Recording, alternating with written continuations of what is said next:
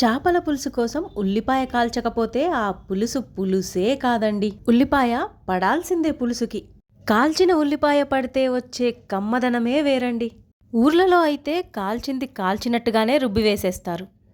మరిప్పుడు బాగా మాడిన పదార్థాలు తింటే క్యాన్సర్ కణాలు పెరుగుతున్నాయని డాక్టర్స్ అంటున్నారు కాబట్టి కడగాల్సొచ్చింది.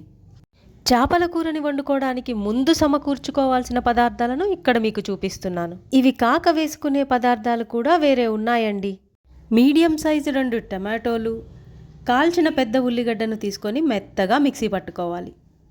ఇప్పుడు మందంగా ఉన్న ఒక వెడల్పాటి గిన్నెను తీసుకొని స్టవ్ పైన పెట్టుకొని 5-6 స్పూన్ల వరకు ఆయిల్ వేసుకోవాలి. ఇప్పుడు బాగా వేడెక్కిన నూనెలో ఒక చిన్న సైజు ఉల్లిపాయని మరియు ఉల్లికాడలకున్న ఉల్లిపాయల్ని కూడా ముక్కలుగా కోసుకొని వేసుకోవాలి. అలాగే ఒక 5-6 పచ్చిమిరపకాయల్ని కూడా చీల్చుకొని వేసుకోవాలి. అవి వేగాక ఒక 2-3 స్పూన్ల అల్లం వెల్లుల్లి పేస్ట్ కూడా వేసుకొని బాగా వేగనివ్వాలి. ఇక్కడ మీకు విషయం చెప్పాలండోయ్, చేపల కూరలో పచ్చిమిరపకాయలు కంపల్సరీగా వేయాలండి. ఎందుకంటే నీచు వాసన రాకుండా పచ్చిమిరపకాయలు కాపాడతాయి. తర్వాత 2 స్పూన్ల పసుపు వేసుకొని తాలింపుకంతా పట్టేలా కలుపుకోవాలి. ఇప్పుడు ముందుగా రుబ్బి పెట్టుకున్న కాల్చిన ఉల్లిపాయ, టమాటోల పేస్టును కూడా వేసి బాగా కలుపుకోవాలి.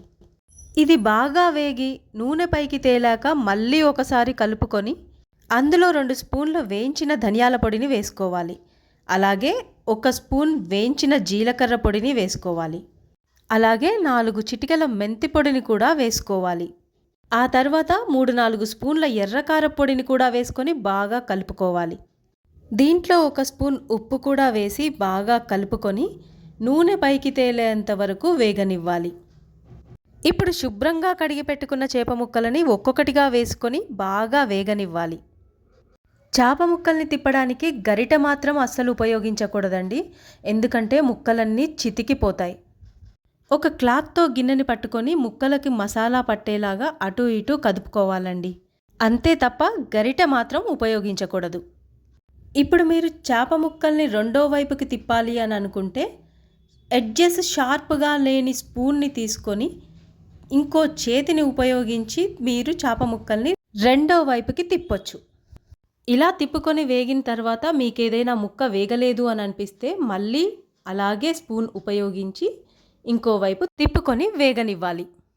తర్వాత చేప ముక్కల పైన నూనె తేలేంత వరకు బాగా వేగనించి మీరు తినేంత మీ రుచికి సరిపడినంత చింతపండు పులుసుని వేసుకోవాలి.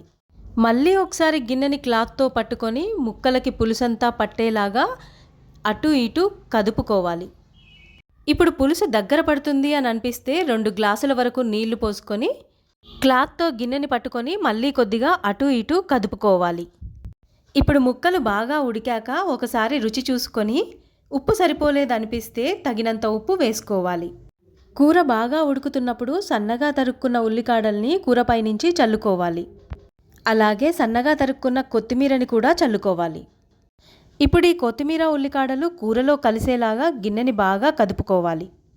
ఇక్కడ మీకు విషయం చెప్పలేదండి, కూర మొదలుపెట్టిన దగ్గర నుంచి చివరి వరకు గిన్నె పైన మూత మాత్రం పెట్టకూడదండి. అంతేనండి, చేపల పులుసు చాలా ఈజీ. ఇప్పుడు ఈ చేపల పులుసుని రాగి సంకటితో తింటే అద్భుతంగా ఉంటుంది.